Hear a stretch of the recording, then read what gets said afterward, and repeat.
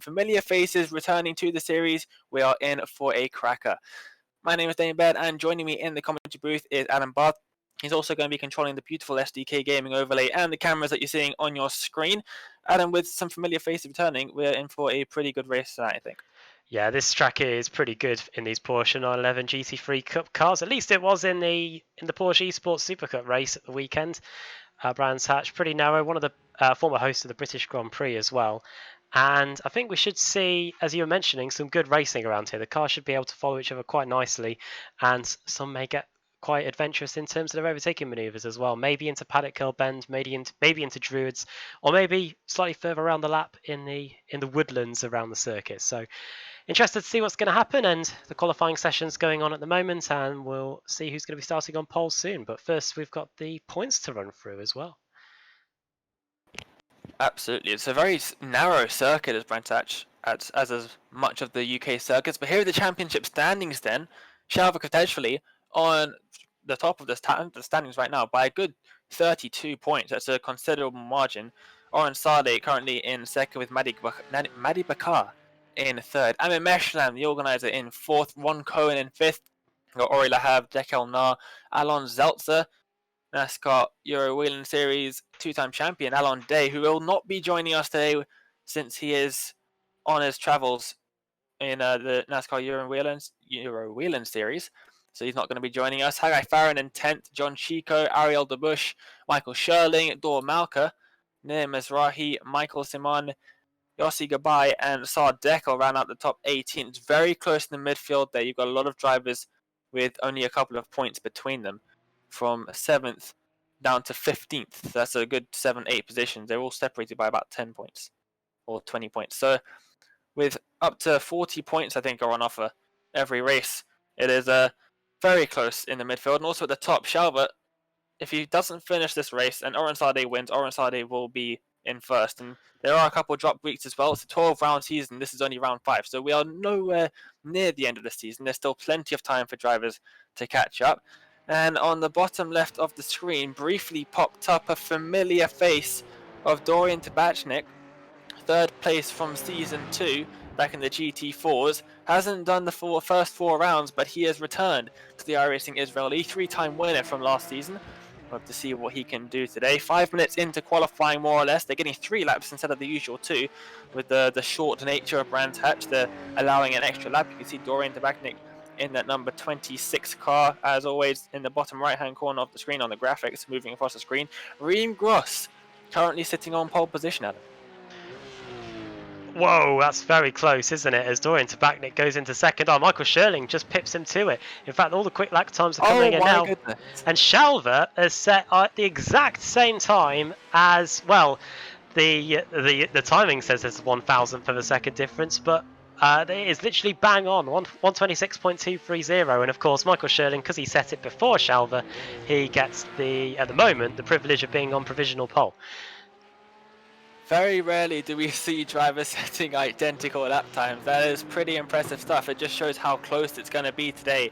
We saw in the Porsche Esports Super Cup on the weekend, which this series mirrors the official Porsche iRacing Cup in terms of the calendar, which, as far as it can, will also mirror the Porsche Esports Super Cup. That's the community have decided. So we're basically doing the same circuits as the Porsche Esports Super Cup here in this series. Obviously, we alternate every other week, and that's the same as the Porsche Esports Super Cup. So last round was at Road Atlanta, I should say. This round's at Brands Hatch. We saw in the Super Cup very close racing, but it's difficult to pull off a move. Yeah, it was quite tough. I noticed in the past, but one thing I did notice was that, as I said at the beginning of the show, was that everybody was able to follow each other pretty closely. It wasn't like they were getting cut apart and then there was no exciting racing at all. As Haggai Farron goes up into P3 and Dorian Tabachnik, well, what a comeback this is potentially turning out to be. I say that, Michael Sherling's gone slightly quicker. Shalva Kitavalshali has gone into third with a 1:26.166, and he's only a couple of hundredths ahead of Madi Bakar in fourth. So it remains very, very close once again after the second round of fastest laps. And I think this is setting up to be an exciting race in prospects. But yeah, as you said, Dane, with the overtaking being potentially quite difficult around here, qualifying and the first lap could could be crucial because some of the big hitters in the Pesk at the weekend, once they had fallen behind some of the slower drivers, they found it very difficult to get their way back further forward. So we'll wait and see if that's the same here today. Absolutely. It's also very, very close racing. It is very easy to follow in these cars. These cars don't have too much in terms of downforce. Like we saw last season with the GT4s, these cars follow pretty well. It's very common to see big groups of cars, and what we can see at the top of the timing right now is that this is going to be an incredibly close race. Right now, all but 2 drivers have retired back to the pit lane, 3 laps completed. So this is looking good for pole position for Michael Sherling on at number 200 car with a 126.054, less than a tenth of a second ahead of Dorian Tabashnik on his return. Shalva in third. He didn't have the easy race that many people thought he would last week when he had really no competition except for Reem Gross, who came out of nowhere, took the lead and managed to hold on to it. Great race from him. He's down in 7th currently, 3 tenths behind. And we've got just one driver out on the circuit of Toma Ventura. And he is just making his way around the track. He hasn't retired from the pit lane, but he has finished all 3 of his laps. So I wouldn't be surprised to see qualifying skipping ahead in the not too distant future. But just over a minute left to go, and then we'll get the grid up on the screen. I'm really looking forward to this. 35 laps, no pit stops, like there were a couple, or almost a month ago now, back at Silverstone. So they don't have to worry about the very difficult pit entry and exit here at Brands Hatch, but they are going to have to worry about the very narrow nature of this circuit and lots of long corners that a lot of them are blind as well. It's a pretty difficult circuit here. Yeah, some corners are cambered as well. Hawthorne Bend, which Toma Ventura was just going through there. Bumpy on the entry into that is Westfield Bend. Now up the hill into Sheen Curve. Take a lot of that inside curb and then make sure that you don't run wide on the exit.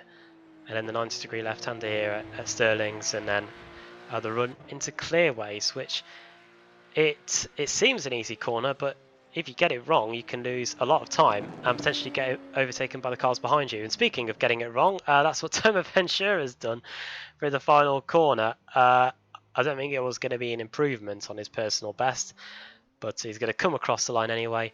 And once he's over the line, I think we'll have just about 30 seconds left until we advance the session onto the 35-minute race. Absolutely. Normally the sessions advance straight away, but I don't think everyone's completed all 3 of their timed laps. Oh, and there's a bit of a touch into the gravel, and that is Toma Ventura around. He retires to the pit lane. 10 seconds left in qualifying. No one on the circuit, so we're now just ticking down the clock, waiting until we can show you the grid. Lots of marshals there on the right side of the circuit. There, big groups of marshals here. I've not noticed that before, but the weird things you notice when in the commentary booth, I guess. 27 drivers in the race today. It's going to be a cracker, I think. Here is the grid there. Michael Sherling on pole position by just over half a tenth of a second. To Dorian Tabashnik on his return. Shalva will line up just behind in third. Madi Bakara alongside him. Amit Meshlam and Hagai Farron make up the third row. Reem Gross and Chachasvili in the fourth. Making up the top 10 is Oren Sade and Yossi Gabai. Then we've got Ori Lahav and Dekel Nar on row 6. Sardekel and Aiden Sher in the number 2 car there. Nirkop Mizrahi, Reedy Sir, Alon Zoltzer, and Yehuda Ben Yosef in the top 18.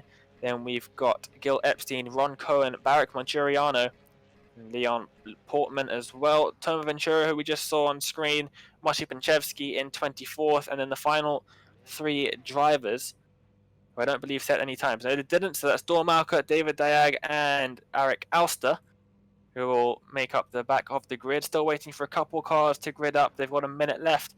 But Adam, what are you expecting to turn number 1? I'm expecting fireworks. Usually we see Dorian Tabachnik in a battle at the front. And previously with Alon Day and with Shalva as well. It does tend to get pretty feisty in the early stages. Hopefully it doesn't result in contacts, which we have been known to see in the past. But I think today we are going to see a bit of a thriller here. And watch out for Hagai Farron as well, starting in 6th place. I expect him to potentially cause a bit of trouble for the guys at the front as well. Absolutely. Well, we're just waiting for the last couple of drivers to grid up. 20 seconds until we will see the lights. And the top 3 drivers here in the 200, the 26 and the 94, all race winners in this series. 10 seconds until the lights. Just waiting for a couple drivers. There they are then. The lights on the screen now. Turning red. Revs are rising. And we're going green at Brands Hatch. It's a good start for Michael Sherling. Manages to get a gap. Shalva's going to look up the inside of Dorian. No, he's not. Single fire for the top 3. But that's Meshalam going up the inside of Matty Bakar. And he's made that move stick. Up the inside. He still has that inside line there. Up the inside in towards Druid Hairpin. Still single file for your top 3. Sherling, Tabashnik and potentially. And it's still side by side just behind them. Meshalam has made the move stick. And now Reem Gross up the inside. A little bit of a spin behind for the number 2 car. That looks like Sher, and a big contact there into the barriers. Huge contact for that number 55 car. That's really Sir involved in the number 36. And even more contact. Now we've got cars rolling out of turn number 3. And that's Leon Portman over and around. He's going to carry on. They do get fast repairs in this series. He's going to come back to the pit lane. But there is Dorian Tabashnik still leading this race, with Michael Sherling just behind, potentially just behind him. The top 3 separated by no more than half a second even, as they come up towards one of the more tricky corners of the circuit. A blind uphill right-hander over the crest. Cut all of that inside curb. Be careful not to hit the grass on the outside. A little bit of a spin or a slide from Reem Gross, it looked like in the background. Did very well to catch that in that number 50, but he's now under pressure from Haggai Farron as we come around the final corner to start lap number 2. And Tabashnik has got a pretty substantial lead now. What a start it was for him as well. Last time we checked in on him, it was Michael Sherling that was leading, but Dorian Tabashnik, while we were looking at the mess going on at Graham Hill Bend, has managed to take the lead away from Michael Sherling, and on his return to the series, things are going extremely well for the 26. He's already got a 0.6 of a second advantage at the end of the first lap. It's Sherling in second, then it's Shalva in third, Amir Meshalem and the Dr. Pepper car in fourth, then it's Reem Gross, Haggai Farron, Madi Bakar and Sade Chachalshvili and Dekon Nar completing the top 10. But as we were saying, Dorian Tabashnik did take the lead. Let's see if we can find how he did it in the opening lap. A lot happened in that opening lap. I'm just trying to find the replay for it now so we can see what actually happened. Absolutely. Well, Tabashnik up into the lead. He's now led a lap of the race, and they get 2 points. You get 2 points in this series if you lead a lap. Is it going to be a mistake from Sherling coming out of that turn 3? No, it's not. He's just got a poor exit. Didn't get the foot down quick enough, and that's Tabashnik up the inside. And that is a fantastic move. He manages to hold that line, block any sort of attempt from Sherling to get back ahead. And a great move to take the lead. And he's now got a bit of a gap brewing. Sherling managing to hold on about half a second between them. Shalva, meanwhile, is about a second behind Michael. He's not too close. We've seen him right at the front of the field in recent weeks, but he's not doing the same here today. Obviously not enjoying Brands Hatch too much this week. Here is then the number 42 car of Chachashvili, and he's just behind Oren Sade, it looks like. We'll see if he makes a move into Druids. No, he's not. He's going to stick behind.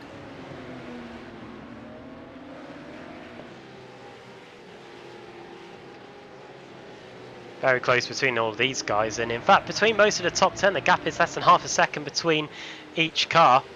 And I think in the background of the shot you might be able to see just how close it is between some cars outside the top 10, the likes of Gil Epstein here. We've got Ron Cohen and in the Braun GP throwback liveried car, and he's up the inside of Alon Zeltzer, and he has just got through, so a decent move on the exit of Surtees. And who's this arriving onto the scene? It's Storm Malka, thinking of a move around the outside, but that avenue was very much shut by the man who's got his name on the rear spoiler, Alon Zeltzer there. So close fight going on for some of the positions towards the rear of the top 20, but as we've come to know in this series, every position is vital, and all these guys are really going at it in the early going here. 35-minute race, and we're just about to complete the opening 5 minutes, with it starting to get a little bit close in the fight for second place between Michael Sherling, who has got a very good livery, I must say, on his car this season. I don't know whether this is it's recently been added, but it's glowing nicely in the brand sunshine here, with Shalva all over the rear of that 200 car. Absolutely, very rare brand sunshine for the UK, but look at the gap between them as they come around Druids. Almost nothing separating the two drivers as they come around there into turn number 3, touching the grass quite a bit. There on the outside of turn 3, there's a bit of alternative curbing. You can run your entire car over it and you won't lose much time. You'll gain quite a bit more time than you lose by going over that, by running wide and taking a wider line, carrying more speed through the corner. But Charlotte right on the back, about 3/10 separating these two drivers, and they are catching Dorian. So if Dorian's not careful, he's going to have a fight with 2 other drivers on his hands for that lead if he's not careful. But Shalva making his presence known, weaving about in the mirrors of Michael Schurling, making him very aware where he is, trying to off-put him a little bit. Here's Reem Gross with Mesham just ahead of him, with a very nice delivery on Mesham's car as well. Yeah, he's got all the big hitters on Meshalam's car, hasn't he? Didn't realise we had the Netflix sponsorship at the back. Into clearways we go then, onto the front straight. See if he can close up at all down the front straight. We did say that these cars are easy to follow one another. The only downside is that they don't have enough area to provide much of a slipstream. And in the foreground of this onboard, it looks very close, there between Michael Schurling and Shalva, but no way through just yet for the 94 car. Look how close we get under braking going into turn 2, into Druids. But Reem Gross just not close enough to get anything done. Behind him, he's got a bit of breathing space to Haggai Farron and Maddy Bakar, who is down 3 spots from the start. He's lost 3 places since we got going here, and he's now in 7th position. Biggest movers, in fact, have been the likes of Dawn Malka in 17th and Eric Alster in 19th. They both must have avoided all the mess in Druids and Graham Hill Bend at the start. Absolutely, you can see now on the screen, still Gross 2/10 behind Meshalam. The gap here is still 3/10. Oh, a bit of a scrum from both drivers there. Shalva a little bit on the grass coming out of that last corner. Really difficult section here. A lot of right-hand corners. Those left-hand tyres by the end of that section are absolutely melted, especially when the sun does shine here at Brands Hatch as they come around the final corner now.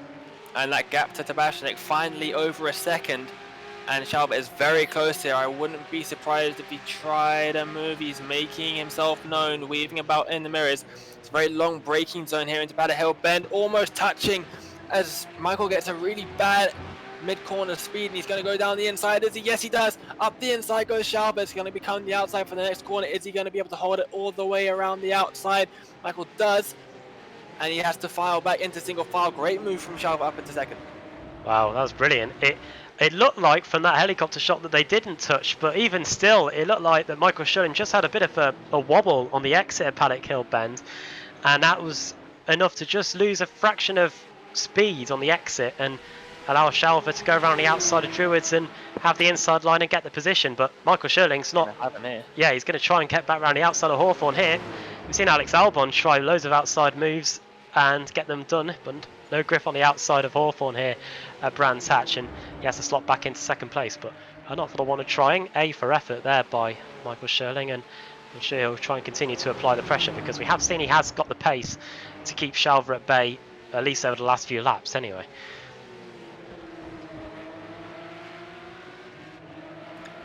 Absolutely, they're going to come towards the final corner now. This is where Shalva got a great exit on the last lap. Michael's going to try and imitate that, but he's dropped back a little bit. 4/10 is now the gap, but Shalva got a really poor exit out of turn 4, and that's why Michael was able to throw it around the outside. Didn't quite work out from that time, but a very brave effort. Lots of rear. The rear really comes out in Paddock Hill Bend. I've seen quite a few drivers coming around there pretty sideways so far. Unfortunately, that meant Shalva could get past Michael, and he's still dropping back. The gap now 7/10 of a second, but that is not a gap that is falling away. Just over 3/10 of a second between Reem Gross and Amin Meshalam. This battle not fizzing out at all.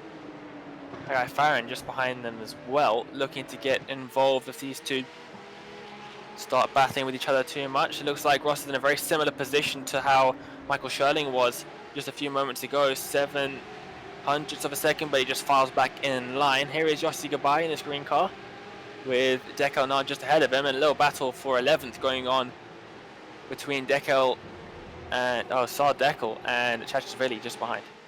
Problem for Ron Cohen, and the Porsche is in the wall.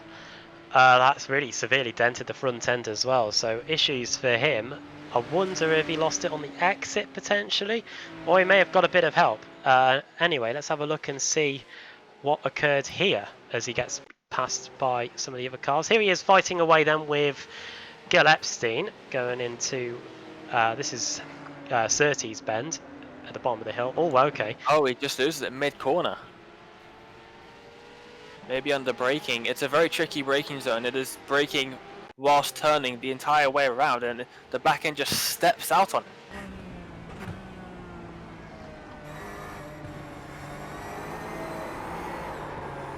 That's the thing that puts many people off driving this Porsche, is it? You think you've got it sorted out, and then it goes and does that to you. And I bet you get Ron Cohen took that corner exactly as he did for the last few laps, and all of a sudden it went and did that. So that's a massive shame for him, and I wouldn't be too surprised if he has to tour back into the pits, because from that brief on board we had from him after the collision, it looks like that Porsche wasn't pointing the right way at all. Back with the live pictures then, and we're quickly approaching 1/3 distance, and Amit Meshalem is really trying his best to keep Reem Gross at bay, but he might just be about to be set up here on the exit of Westfield Bend. Is he going to poke the nose up the inside? He thought of it, did Gross, but no way through there into Sheen Curb. Absolutely, but this battling has allowed Haggai Farron to catch up to the back of these guys, and Gross no longer has to only look ahead. He now has to pay close attention to his mirrors. Good onboard shot now with Haggai Farron. You can see just ahead of him, Reem Gross very close to Amit Meshalem, just over a tenth of a second, now only a tenth, now half a tenth. He's going to look to the outside, hard on the defensive is Meshalem.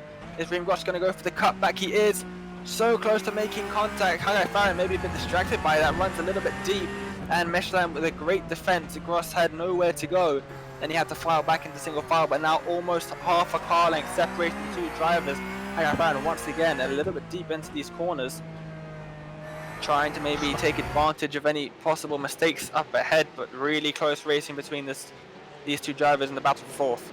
Yeah, Reem Gross is using pretty much everywhere to try and gain some sort of time. Oh, and he's off! Oh, so close. Just as I said, it looked like he was pushing the boundaries of the Porsche, and I think he might have found those limits right there as he almost lost everything on the exit of Surtees. Yeah, just touched the grass. Did really well actually to keep that one on the grey stuff. Very easily could have got onto the grass on the inside there, and that is a one-way ticket to Wall City. As let's get a replay of what happened here from the chase cam. A little bit loose on the exit, up on the curb pulled him onto the grass, and he did ever so well to keep that going in a straight line there, and unfortunately lost out the pace to Haggai Farron. Let's see from his onboard view as he comes around the corner going for a good exit. Haggai's exit was actually quite poor, but just manages to take advantage of Reem having that instant in front of him, and up into 5th position he goes. Oh, and now he's on the back of him, and Meshalem as we cut back to live pictures. Is he going to go and make a move down the inside? Squirrely on the brakes, Meshalem hard on the defensive. And once again, Meshalem, good defensive driving from him, as almost looks down the inside into turn number 3, but that's not going to happen. Meshalem once again defending the inside line, almost touching as they enter turn number 5, Surtees. Farron looking to get a good exit now as they come down the longest straight on the circuit, down the hill in towards a pretty long braking zone. It's a pretty difficult corner to make an overtake at. We saw Sherling try it earlier in the race, didn't work out for him, but it's a good place to set yourself up for a move later on in the circuit. As we see riding on board with them once again. This is probably the most difficult corner, at least for me, on the circuit. That grass on the outside, so easy to touch it, and it pulls you into that barrier that gets ever closer to the circuit. He's going to go for a good exit now. Just 3/10 separating the two drivers to come round towards the final corner. Hard on the brakes, around they go over the crest, avoiding the grass on the outside, tucking to the inside to avoid that hill. trying to get any little bit of a draft he can as we start lap number 11. Ooh. Sends it up the inside, big contact, they're both off on the outside. Reem Gross manages to get through into fourth position I should say. But for Farah and Meshlam, bit too optimistic maybe? Well, and looks like, has he got damage there, or is it just the gravel that's causing it to drive that way? I hope Haggai Farron's sake that he can carry on. It looks like Meshalem's carried on without too many issues, although he has lost a load of places. But yeah, it's, you've got to almost be alongside before you get in the braking zone to get a move done at paddock. And I'm sure what we're going to see from this replay is that it may have been slightly optimistic from Haggai Farron, who was already off the circuit at that point. Let's have a look again. This time from outside of the car. We were on board with Haggai Farron when we saw it live. Up the inside. Oh, I don't think that was on. Let's try one more I don't think he time. meant that. I don't think he meant to make that move. I think he got on the brakes. Maybe wasn't expecting Amir to be where he was. And just, maybe he got on the brakes a bit too late and just couldn't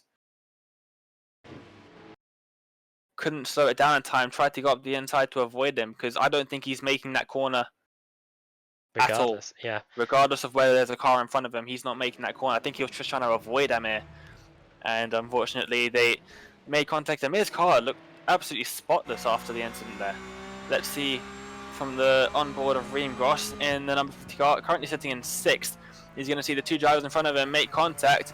I thought for a second Guy Farron was going to come across the track once again, as it so often happens when a driver spins around like that and smash into the side of him, but he didn't, and Gross is up into 4th position with Bakar 2.5 seconds behind, so he's got a substantial gap to the drivers behind. He can now look ahead. Nice scrap going on here for some of the lower placings in the top 10. This is Yossi Goodbye trying to get by Dekal Nar with Sardekel and Ruven Chachashvili in 10th place. Yossi Goodbye up 2 places. Sardekel just behind him. There he is in the Alpha Tauri livery. Big fan of that. He's up 4 places. And Ruven just behind has lost 2 since the lights went out earlier. And I think sorry, Zane. Just to finish. I think the drivers are showing what we were talking about at the beginning of the show. Just how you've got to take a risk if you want to get an overtake done here. And for some, it's paid off, like Shalva getting by Sherling. But for Haggai Farron trying to get by Amir Meshalem, it didn't work out at all. Yeah, it's actually really important to keep track of the drivers as Dor Malka goes into the pits. He towed that car, and there he is. Oh, that's a big contact into the inside Armco barrier there. You can see the damage it's caused him, and he's going to pull off to the side. There he goes, and reset to the pit lane, take a tow. That was a big impact there. He got onto the grass, went a bit too wide. As you can see here, they all go wide onto there, and there's another car off there. Trying to work out who that is. That was Monteriano, was it? Yeah. Yes, it is. And also the AlphaTauri car there of Sardekel has lost the place to Ruven Chachashvili while we were looking at the replay. Here it is. Is this going to be a move into Paddock Hill? It's a mistake at Paddock Hill, which allows Ruven straight up the inside into Druid. So there you go. There goes the 42. Slight lock at the rears there. And he was just about able to get it done. But yeah, there goes the 42 car back up into... I think they're at it again, you know, while we're looking at this replay. Let's go live. And where is... There he is. I wonder what happened there. We might have to look at another replay here to find out what caused Sardekel to lose all those places. I think he went off the track at Sheen Curve, you know. Oh, in fact, it starts with Chachashvili going wide. Up the inside goes Sardekel into Sheen Curve. Too much onto the grass. Oh, he's done well to keep that at the barrier and keep that going in a straight line. So easy to either slam into that outside barrier or lose it and head straight into the inside barrier. Really good job from him there to keep it. But he's now got Amir Meshalam trying to make up some positions that he lost after the contact with Haggai Farron. He's just behind now, and he's definitely got a lot of pace, Hazemir, so he's going to be looking to make up into 10th position very shortly, I'm sure. Make sure that you keep track of the drivers with the most overtakes in the race. They do get points for that, the top 4 overtaking drivers. Right now, Dekel Nara is leading that, if I'm not mistaken. Currently with five moves to his name from the start of this race. There he is, up in 7th in the 49 car, with Yossi Gabai just behind him. Different lines being taken by the drivers as they come through the middle sector and into the final few corners.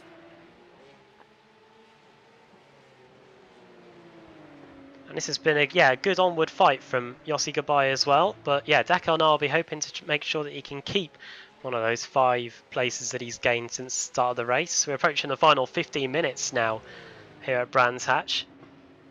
And he's been able to keep this half a second lead pretty much stable since we got going here. This is the closest battle that we've got on the circuit, by the way, as we go into Druids.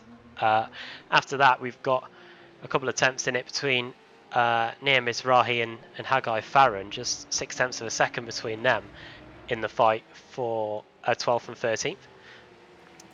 Chachesvili looked down the inside into Graham Hill Bend there. Just a bit of a look, didn't make anything of it, but he's now right on the back of Yossi Gabai as they head down that long straight, down the hill in towards the braking zone. Not an overtaking opportunity, but it is if you can get a much better exit, and I think he's got that, you know. Yossi Gabai had to go a little bit defensive. Are they going to side by side? No, they're not. Ruven pulls out of that one, but now almost touching as they come up the hill. Once again, no room to make an overtake here. We saw that just a couple of laps ago. Around the final section of corners now until we start lap number 16, I believe. As the leader's just passed the line, he's going to go around the outside into the final corner. Who's that off in front of them? That's a lapped car? Yeah, yes, it is. Yeah, really. That's really there in the 36 car. But did that put off Chachesvili round the outside into Paddock Hill Bend? He's made that one stick. Yossi Gabai just yields to position.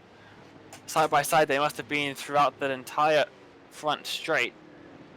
And he's a little bit deep into Druids, but it's not going to matter too much. And he makes that move stick up into 8th position there.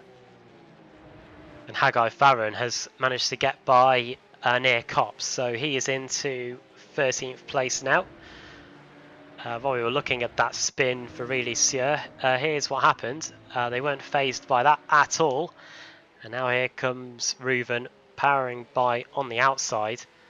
And Yossi Gabai, is he just going to see him go straight by? Yes, he is, round the outside into Paddock Hill Bend. And that is Ruven back up to where he started in a P8. Yeah, you can see now the almost 3 wide they're going. Who's that? Star Dekel up the inside. I think that's a lap driver that they're getting past there. Who is that? It looks like Moshi Pinchevsky just behind them in the Martini livery. And he's got a very damaged car currently. But almost 3 wide they went through the forested section there. Star Dekel taking advantage of that. Yossi Gabai having none of it. Getting well out of the way of that one. He wanted no part in a 3-way through the forested section there, and he's now maybe getting under a little bit of pressure from Amir Meshalam as they come to start lap number 17. Yeah, Amir Meshalam will be on the comeback trail, won't he? Just like Haggai Farron as well. Just a couple of tenths a second between them. I wonder if Farron could close up to the back of Amir Meshalam by the end there. They're lapping another car. That is Leon Portman, who is already a couple of laps down. Looks like he's managed to get a new car, so he got a fast repair, but of course he had to tow back, which took a while, so that's why he's so far down the order. And he's even getting passed there by Dawn Malka, so Leon Portman just letting the field by. And here is Ori Lahav versus Haggai Farron. Then Farron, who was fighting for a spot inside the top 5 earlier before the contacts at Paddock Hill Bend, now he's trying to get a spot in the top in the top 12. And first he's got to get by Oila Have here. There we are riding on board. A little bit of a tail happy moment on the entry of the corner there in the 972 cart. And he's just going to let him past. Farron up the inside. And that is 12th position for him. He's now got a 4-second gap to try and chase down with about exactly 10 minutes to go in this race. He's got to try and catch up the man he punted early on in the race, Emil Meshlam. And he's going to have his work cut out for him with approximately 6 laps to go, I'm going to say. Oh yeah, I did a great job of butchering that overtake. I didn't see any single second of that. Let's go back and have a look at that then, just so we can see with our own eyes what happened. I think we know what happens, but here it is. Oh, that was a great exit from Haggai. Right down the inside. And job done. Simple as that. Beautiful move from him. And there he goes. Oh, he's already caught up that gap. That's Chachasvili. What's happened to him? He's dropped down into 11th now. Is he going to have a look up the inside of Amir? He did have a look, but he thought the better of it. And Amir is thanking him for that. But Chachasvili has dropped down a couple of places. I wonder what happened to him, because I'm pretty sure it was Yossi Gabai that was just ahead of him. Yeah, here he is then. Is he going to spin it out of Druids? Yes, he is. Does he hit the wall? No, he doesn't. A little bit of improvised rallycross there, and he comes out right in front of Amir Meshalam. Great avoiding work from Amir, and he's just pulled out just behind him now, and that has allowed Haggai Farron to catch up quite a considerable amount to those two drivers. You can see the gap was pretty big, and now Haggai can definitely see those two as he comes down the main straight in towards Paddock Hill Bend for the 19th time with 5 laps left in this race. Should just permanently have a camera on the likes of Amir Meshalam and Haggai Farron. Guaranteed action here. Here comes Ruben Chachasvili then through Graham Hill Bend towards 30s. Is he going to fancy his chances up the inside there? No. Understandable as well. If you try and take the inside line through there, you really do lose a lot of time on the exit. And they're coming up to lap some more traffic. That's Toma Ventura just in the foreground of the shot in the all-black Porsche that the cars in front of us were just trying to lap. And here is Ruven in pretty much the all-white car here through Hawthorne. This might get messy. Amir Meshalam trying desperately to get by. Now down the hill out of Westfield Bend up to Sheen Curve. Well, it's like driving in the slow lane of the motorway really here. And up the inside goes Meshalam. Nope, thinks better of it. And this is just going to allow Haggai Farron to get ever closer, Dane.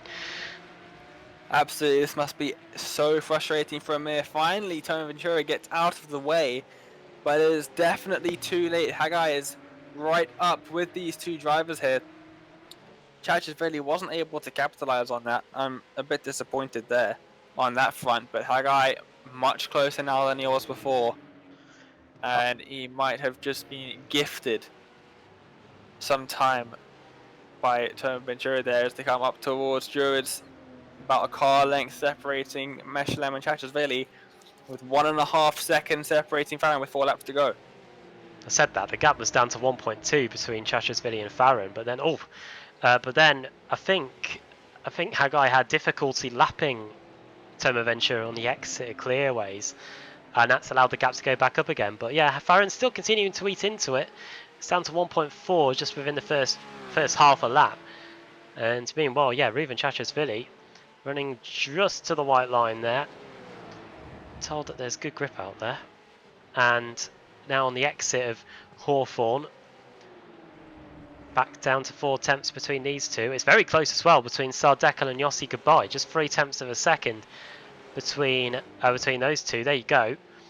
And also, as you can see on the timing tower, 6 tenths of a second between Ori Lahaven and near Cops. So quite a few battles to watch out for in the closing 5 minutes of the race. But this is the furthest forward battle we've got on the track right now, and it's between the AlphaTauri liveried car of Yossi Gabai. No, not Yossi Gabai, of Sardekel, and the bright green car of Yossi Gabai here over the line. Oh, and he's hit Oh, him. and contact! A hit and run for Yossi Gabai. 3 wide, are they going to go in towards Druid's hairpin? Around the outside goes Amin Meshalam. Yossi's going to hold the inside line, a little bit more contact. On the brakes goes Amir. Are they going to go 3 wide? Very close to doing so. Now it's Chachasvili up the inside of Yossi Gabai. And there's Hagai Farron up the inside of Yossi Gabai as well. Yossi on the cross as they come into the braking zone. Gets pushed out a little bit wide by Hagai, but Hagai right on the back of this battle now with about 4 laps to go, 5 minutes left for the leaders. And something's happened to Dorian Tabashny because he has lost 2 seconds in the last couple of laps to Shalva Koteshvili, currently leading by about a second out in front. That we are still going to focus on this battle for 8th, 9th and 10th between Amin Meshlam, Chachasvili and Hagai Farron in the 777, 42 and 31 cars.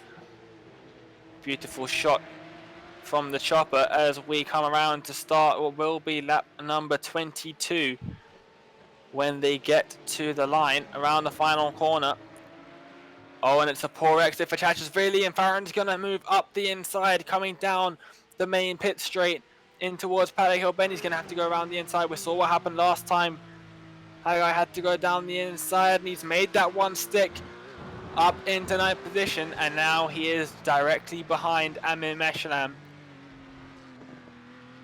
Ding ding, take 2 potentially on the cards, and they're running out of time to do it. Amin Meshalam was only nearly turned around again on the exit of Druids a lap ago, but you got to feel for Sardekel.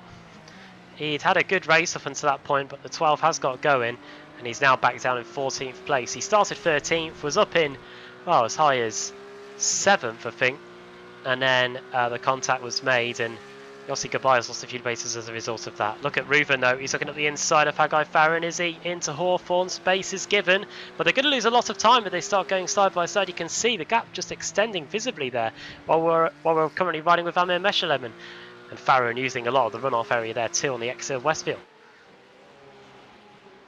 Absolutely dropping back from Amir Meshalam, who is definitely going to be loving the sight of that in his mirrors, as they're going to come around to start lap number 23. 2 laps to go, I'm going to say, tentatively, as they come around the final corner now. Farron has to get a move on. 7 tenths is the gap, but we know that the gap really has to be about a tenth before they can even think about making a move in these cars. Now down to half a second, 4 tenths now, as Yossi Gabai and Nick no, it's not, it's Ori Lahav, both pit. Have they miscalculated their fuel? As Hagai Farron right up to Amin Meshalam as they come now in towards. So is he going to go down the inside? Yes, he is. Still side by side as they come around the corner, almost touching. Meshalam's going to get the better exit. Still side by side as they come down the back straight now. Hagai's going to have to go around the long way if he wants to make this move for 8th position. Meshalam defending the inside. There is Dorian Tabashnik into the pit lane. Shalva as well. A lot of drivers miscalculating their fuel. Michael Sherling into the pits as well. What is happening here? Reem Gross going very, very slowly. What has happened? And Matty Bakar's going to stay out, so he's going to take the lead then with, what, a lap to go, starting the final lap. But can he make it to the end? That is the question. Michael Sherling is still in the pit box. Is Hagai Farron? They're all coming in. Everyone coming in for a pit stop. Is this something that we've missed? We were told it's not a mandatory pit stop race. Matty Bakar currently leading by an absolute mile. Tabashnik in second. Have they forgotten to take enough fuel? Have they miscalculated their fuel? He's short shifting like mad, is Matty Bakar. Yes, he is. He's got a 20-second gap. I think Dorian's going to have him if he keeps up this. Looking at the speedometer, he is not going full pace. He's going to coast down this hill for sure. You can see definitely. Oh, he's gonna go careful. wide. Trying to eke every bit of speed out of the car he can. Tabashnik closing down, but this is going to be the final lap of the race. If he can hold on for the last couple of corners, however, it is all uphill from here. Not going to be good for him. If he can make it without running out of fuel, he is pulled Oh, he's off! masterclass. Tabashnik's off. Oh, and he's on top of the barrier, and he is retired from the race. Oh, so unfortunate for him. Madi Bakar. Now Meshalem's out as well. Don't think that was contacted, but Madi Bakar in what could possibly be the most anticlimactic finish to a race we've ever seen on the iRacing Israel League. Madi Bakar will win. Unprecedented circumstances here. Wow. He has pulled an absolute blinder. This is Reem Grass, who's going to take second place from fourth. He's going to cross the line, overtake Meshlem and Tabashnik just before he does, and take second. Dekel Nar is going to take third position, side by side across the line, photo finish, and it's going to be Shalva who takes fourth. Absolute scenes here on the iRacing Israel League at Brands Hatch. Oh, and there's a big off, massive off on the exit of Paddock Hill Bend there after the line. But they're all chatting on the radio, unfortunately in Hebrew, I believe. So I can't understand what they're saying, but they're all chatting away. And there is Yehuda Ben Yosef slow. Is that slow because of damage, or is that slow because of fuel? I wonder. Michael Sherling, massive loser out of all of this, going to finish in 16th. Either he didn't set the right fuel amount, or he took tires, or something in his pit stop went wrong, and he has finished down in 14th, sorry, after the drivers in the pit lane. But Dorian Tabashnik, let's see what happened to him on that final lap then, Adam. Here it is then. So he was chasing him down. Into Hawthorne he goes. Oh, he loses it on entry. Massive snap. Oh, yeah. Oh, and then physics says yeet. And onto the barrier he goes. And into the pit lane he goes. Amir Meshtam also in the pits. I don't think he just... I don't think he carried on. I think he came in and didn't come back. But I'm really interested to know what happened there, because this was not a mandatory pit stop. Because we were told before the race started there are no mandatory pit stops. Everyone miscalculated their fuel. This is a fixed setup series. And I believe it's Haggai Farron who makes the setups for this series. So he's miscalculated his fuel, not realized that the race is going to go an extra lap, or just miscalculated it. And Madi Bakar has coasted his way to victory in round number 5 of the iRacing Israel League Season 3 by 18 seconds as well. Absolutely great stuff for him. Reem Gross with another impressive finish there in second. Dekel Nar in third. Shalva in fourth. Then we've got Chachasvili, Haggai Farron, Sar Dekel, Nir Kopp. Then we've got Yossi Gabai and Alon Zeltzer. It seems everyone in the midfield stayed pretty much where they were. It's just a couple of drivers during the pit stops switched positions. And Dorian down there, a lap down, didn't finish the race, obviously. Amir Meshlem as well. Toma Ventura, Aiden Scher, Really Sir, Moshe Punchevsky. All of those drivers are lap down. 2 laps down was Leon Portman, David Diag, Dor Malka.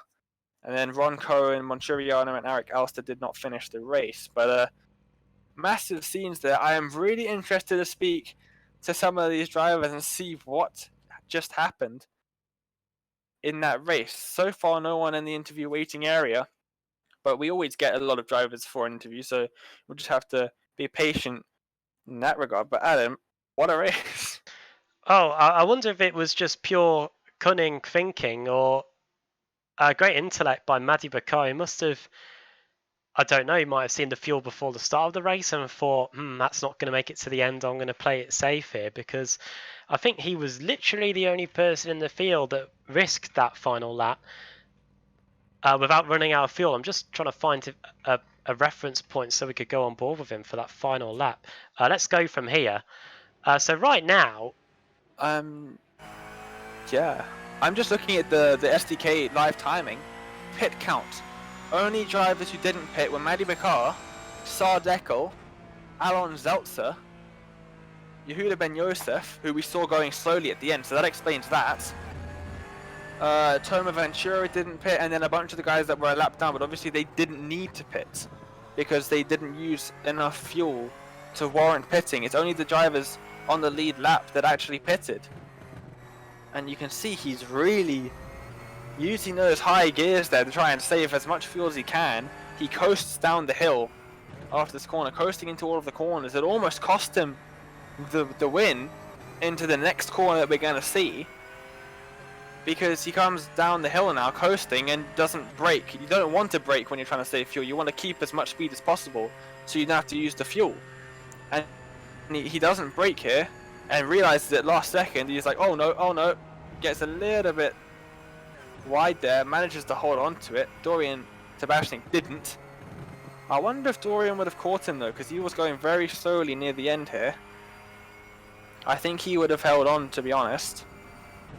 But up the hill, short shifting the whole way, and absolutely crazy finish to this race, and really smart driving from it. I wonder if he was fuel saving the whole race, just a little bit to be safe if it did end up going an extra lap.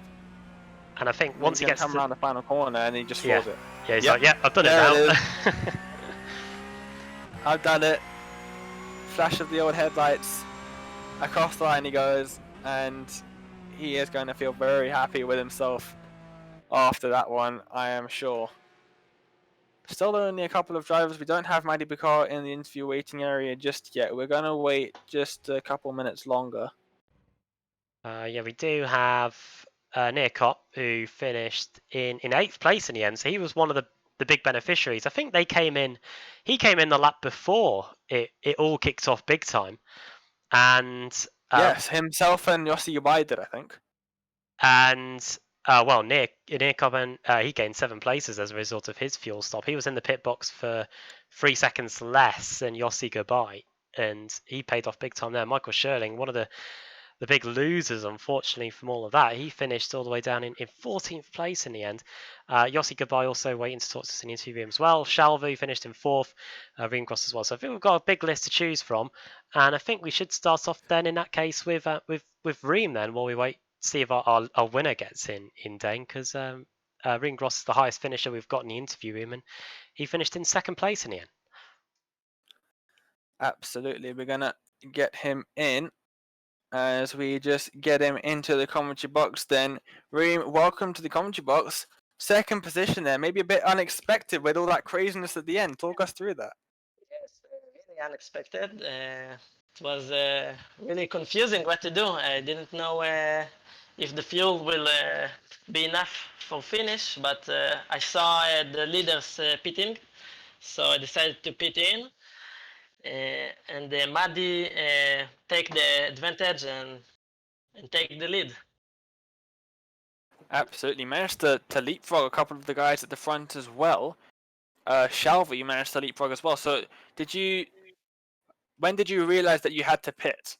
Was it a few laps before, or was it just as you were about to pit when you saw everyone else dive in? Just when I saw everyone dives in, I saw I didn't have any fuel left for one more lap. I saw the white flag, so in the end I decided to pit. I fueled 44 liters by mistake, a lot of fuel for one lap. Cost me a lot of time, but in the end, 2nd position, I'm really happy. I think everyone was caught out by that, to be honest, because you gained a couple of positions in the pit stops and you added, like you said, a lot of fuel. Maybe 3 liters is probably enough for a lap here at Brands Hatch. I don't know. I haven't done any laps this week, but yeah, that's pretty much the standard for this car.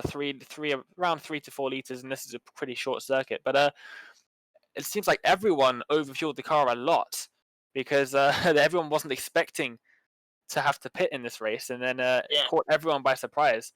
But you managed to take massive advantage of that, gaining 5 positions throughout the race, a couple of those in the pit stops. But another good finish for you on the podium. Yeah, I'm really happy about the result. All the drivers is really confused about what happened. It was really good race after all. I'm happy. Absolutely. Talk us through your battle with Amim Eshlam and Hagai Farron. You were having a bit of a scrap with those two before they collided. Yeah, it was really hard to keep up with Amir. He's really fast and he defended really well. Hagai took the advantage that we were fighting and got closer to us. And when I did the mistake, Hagai take the chance and take the position for me. And then I waited to I let him to fight so I can take the advantage. Absolutely. Well, congratulations for this result. It's a great one for you. I believe in 2 weeks' time we head to Spa-Francorchamps. How do you feel about that circuit? This circuit I know really well. I'm waiting to drive there. Well, thank you very much for joining us. Before we let you go, is there anyone you want to give a shout out to? Yes, of course. I want to say shout out to Ariel Dabush. He gave me the opportunity to race this league and this company 3D Box Bot X, the new company that sponsor me. And of course Amir Meshulam for all the league and Hagai from Sim Race. Well, thank you very much, and we'll hopefully see you in 2 weeks' time. Thank you. Hope I will be in the podium again. Oh, thank you so much for joining us. Adam, good to hear from him then, our second position finisher, and it looks like we have a decal? No, we don't. So I think you've got Shalva, who is finishing in 4th position. Yeah, let's get him in for a quick word. And Shalva now joins us in the commentary box. Welcome, mate. Hello, Adam. Hello, Dane. It's great to have you with us. And well, talk us through the closing stages of that one, because with just a couple of laps to go, it looked like the positions were set, but then the fuel came into the equation. Uh, The fuel wasn't supposed to come into the equation because the race was supposed to be 22 laps. So that's why me and Dorian were pushing the whole race. And I think there was a bug or something with the race setup, and it just happened to be 24 laps. And we didn't anticipate it, and we didn't. At least me, I didn't practice the pit entry. Like this was the first time I saw the pit entry. That's why I slid all over the place. I got a penalty, and I got fourth, I guess. Well, I guess in the end, 4th place damage limitation for you in the end. Even with that 44-second penalty, it could have been a 44-second pit stop time. It could have been a lot worse. yeah, for sure. Like after that, I saw the timing sheets, and I saw Dorian like came 17th or something, like from the top position. Well, as a whole, up until that point, the race was going pretty well for you. You'd started behind Michael Sherling, and you managed to pull off a pretty decent move around the outside of Druids, I think, to take 2nd place. Yeah, that was cool. I was really hoping I could get by him sooner, because I was just afraid that Dorian would away from the slipstream, and that's exactly what happened. I took too much time to pass Sherling because he was really quick. Like I wasn't expecting that. He took pole and everything, but after I got past Sherling, Dorian was out of the slipstream, and our pace was pretty much dead even. Like I was gaining maybe like a 10.42 a lap, something like that, and I was getting pretty unlucky with the back markers. That's really something I need to work on. But like I got really close to him at the end of the race, but it wasn't enough, and then the whole charade happened. At least you know now where the button for the pit lane speed limiter is and what to do in terms of the fuel as well, I guess. I bet you had to quickly change how much fuel you wanted to get put in, otherwise you could have been there for even longer. Yeah, I was panicking all over the place. I was pressing like all my buttons, steering wheel, trying to tires. It was about to feel like 100 liters. I was just pressing it like a crazy person. Yeah, and I completely lost it. I wasn't even looking at the screen at the last corner. But I guess next race I gotta practice to everything. 20 laps, 24, 30. I'm just gonna practice for every single scenario from now on, I guess. Definitely. Well, it's been great to hear from you. We were just looking on the replay here that Michael Sherling, who I think was in front of you in the pit lane, I think he took tyres, so that's why he was in a much worse off position than you at the end. But great to have you in the commentary box again, Shalva. Is there anyone you want to give a quick thank you before we let you go? Uh, th- yeah, thank you, Amir, for all the surprises. I'm looking forward for the next one. Well, we'll see what lies in store at Spa, I think. Definitely in 2 weeks' time. Well done on the fourth place, despite we were just looking on the replay at your interesting entry into the pit lane. And we'll hopefully see what happens, and we'll hope it's good for you next week in 2 weeks' time at Spa, Shalva. So thanks for speaking to us today. Thank you, guys. See you next time. Oh, there you go. And yeah, that was. We killed two birds with one stone there. We saw what happened to Michael Sherling to put him so far down the field. A changing of the tyres. I've been there making sure I get the fuel amount right, Dane, and then going, oh no, as the car jacks up in the air, and then that's it. You're screwed for another what 30 seconds or so in these cars. It is the worst feeling, definitely. It is definitely the worst feeling when you come in for a pit stop, for an unexpected pit stop as well.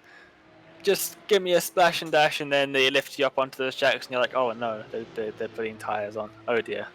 Yeah, it's definitely a bad feeling. I think we've got time for one more interview. Get a third interview in, then fifth position driver of who I hope is Chachasvili Discord username of Cha Cha Cha. I think there is only one person that could be. He is currently muted though, so I'm going to not do that because he's not going to be able to hear us. And he's just left as well. So Oh no, he's back now. Oh, and he's unmuted. So let's get him in. Reuven, can you hear us? Yeah, I do hear you. Just a second, please. I'm with you. Well, talk us through that race, and that was a crazy finish to the race. It was totally a crazy and unexpected finish. I wasn't expecting to jump 5 positions in the last lap, which was just a fast reaction to the situation. I just reduced the amount of the fuel that I should add to 5 liters, and I managed to jump 5 positions. But yeah, it was crazy because everybody was preparing so much, and this surprising finish just caught everyone. And the leaders just went back, which is, I guess, it's pretty sad. But yeah, it was pretty surprising. Absolutely. Well, the rest of the race was pretty action-packed for yourself. You had a good old scrap in the midfield. Yeah, definitely. There were very good racing in the midfield. Me myself, I didn't have pretty good driving today. Killed myself too many times. I screwed up in some corners. Though, just managing the situation, try to just get back as soon as I can. And I catch up to the 10th place before this situation with the fuel. Absolutely. We're just seeing a couple of your moments that you had on the replay there. A moment with, I believe it was Sardecker, where he went up the inside of you and into the grass on the outside. You had a lot of battles with a lot of different drivers. Like you said, a couple of moments that you had by yourself, spinning, getting on the grass a little bit, but you managed to keep the car in one piece as you came towards the line, and that's how you managed to gain 5 positions at the end there with that crazy finish. At what point did you realize that you were gonna not have enough fuel to end the race? Actually, at first, I just wanna regard to the first comment. Yeah, it was great driving, and I'm so glad that me and Sadek didn't crash because I had a bad decision of late braking, and I just spun over the first corner. So I'm thankful for that. And yeah, I had a pretty bad driving today. Too many spins. Though, I managed to, as I said, to keep the car complete, just continue driving as much as I can. Also, my rear tires were probably just overheated, and it was so hard to manage to keep the car not spinning again. Uh, yeah, self spins were pretty crazy. Though the racing with Chagai and Sar and Amir Meshulam, which pushed very hard, was very good racing. Chagai and I had several side-by-side driving. He managed to keep his line, and we have a very clean two wide. So yeah, I'm thankful that I didn't finish without crash. It finished without crashes. And uh, yeah, I think that a lot of practice that I had in the last 2 weeks, as long as with everybody else that has so much practice together or by themselves, helps to this situation. Absolutely. Well, thank you so much for joining us. In 2 weeks' time, we head to Spa-Francorchamps. What do you feel about that track? Uh, Actually, I'm familiar a little bit with this track. I need to practice a lot, especially after this day that I thought that I practiced enough, but I had so many self accidents. So I guess that I need to work on my stability onto the track for 22 laps. I guess it will be the same in the Spa. So I'm familiar with this track. It's very challenging track, much faster than this track. I guess there will be much more space for overtakes comparing to this track, the Brands Hatch. So yeah, I'm pretty excited for the next race. Well, so we thank you so much for joining us, Ruben, and we'll see you in 2 weeks' time. Thank you so much. Good evening. Wow, and that was a pretty crazy race. It was a great race throughout, and then at the end we got a little surprise there at the end. Oh yeah, well, I did think at first when we saw a few cars coming in the midfield for fuel, it did seem a bit coincidental that everybody would be doing that, but then to see the leaders do that, and then, well, Madi Bakar, I know he hasn't come and speak to us on the interviews today, but let's not forget the performance he did to carry on without coming into the pits at all. One of just a few cars to do so.